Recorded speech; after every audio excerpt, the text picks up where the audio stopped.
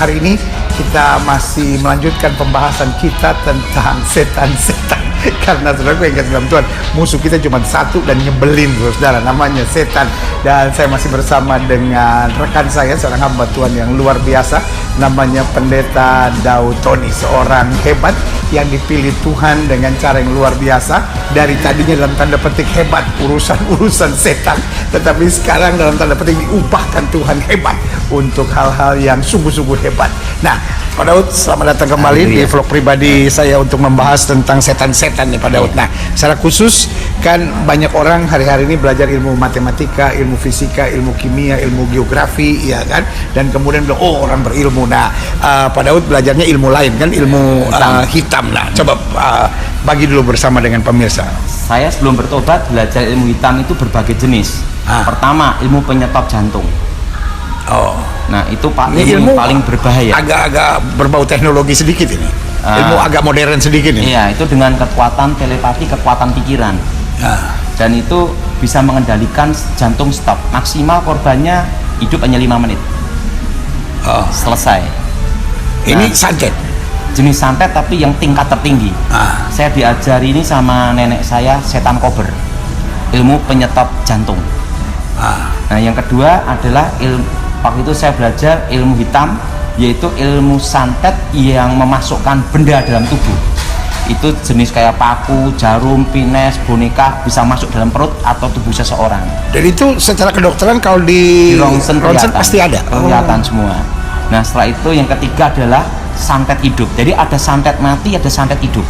Nah, santet hidup itu begitu saya sebelum bertobat baca mantra, langsung saya masukkan dalam tubuhnya. Itu nanti misalnya itu bambu itu akan hidup terus, nanti dia akan dioperasi, diambil tetap hidup terus, begitu nanti dioperasi hidup terus, semakin diambil akan merambat terus, akhirnya sampai sini mati dengan seluruh tubuh bambu semua yang hidup.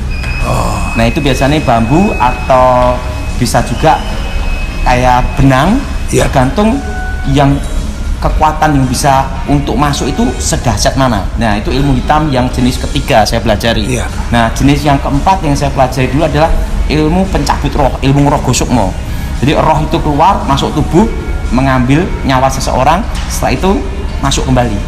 Nah, itu 4 ilmu hitam. Jadi ada roh lain yang masuk ke orang itu. Iya, langsung kita kendalikan, stop. Jadi orang itu masih hidup, tapi di bawah kendali kita. Itu memang roh gosukmo, mati saat suling urip saat suling mati. Dia hidup tapi mati, dia mati tapi hidup. Artinya hidup dalam mati dalam hidup. Nah, bagaimana dengan maling atau rampok yang suka bikin satu kampung tidur? Itu ilmu sirep. Nah, saya dulu belum bertobat belajar ilmu sirep dari nenek saya. Kekuatannya tidak seberapa Pak Gibat. Satu kampung pasti tidur semua. Itu ilmu untuk ngerampok. Berapa jam biasanya? Itu biasanya maksimal 4-5 jam. Ini ada kejadian Pak Gibat, waktu saya di tempat kampung saya, di rumah saya, itu ada penjahat yang ilmu menghilang. Ada penjahat ilmu menghilang.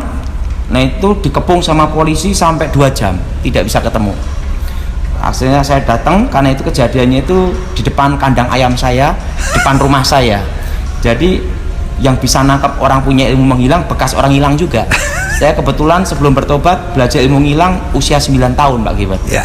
Nah, saya doain dalam nama Yesus, tak suruh anak naik, langsung kelihatan orangnya, tangkap polisi langsung.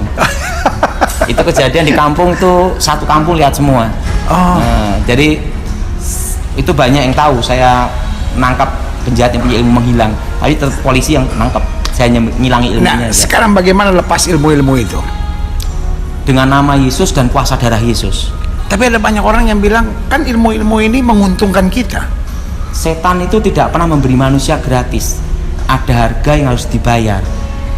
Misalnya orang yang punya ilmu hitam itu matinya susah, rumah tangga hancur, dan punya uang berapapun pasti bangkrut habis. Kan ada banyak orang yang bilang, tapi kadang-kala berguna untuk bisnis, supaya bos bisa kita sirap takluk sama kita gitu kan, bisa naklukkan wanita. Sebagian lagi bilang ini bisa cari duit gitu. Nah, bagaimana?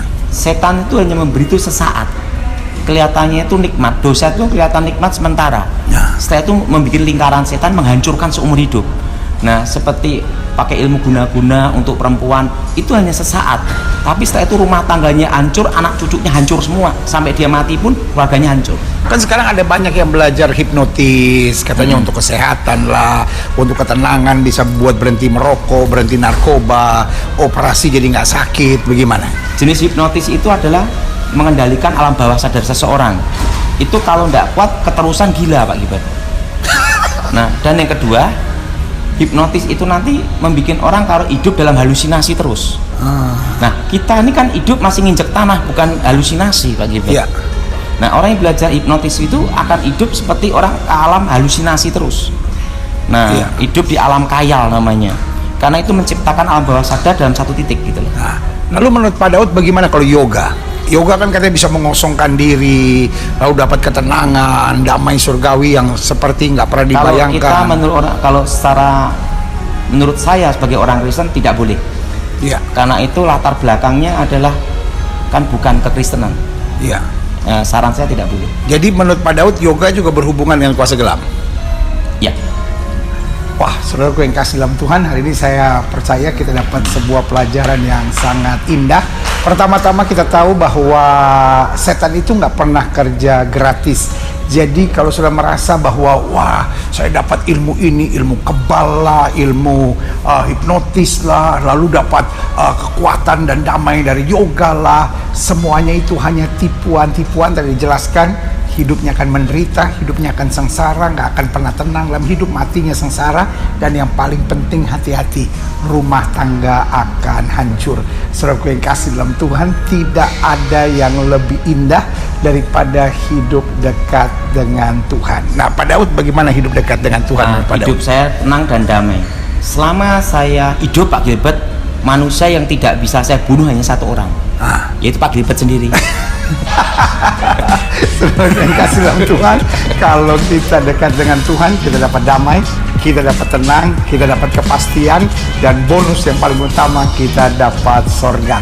Saya dan Pendeta Daud Tony mendoakan saudara dan mengarahkan hidup kita senantiasa dekat dengan Tuhan. Haleluya. Maka damai sejahtera yang melampaui segala hikmat akal budi manusia menguasai hati dan pikiran kita. Haleluya.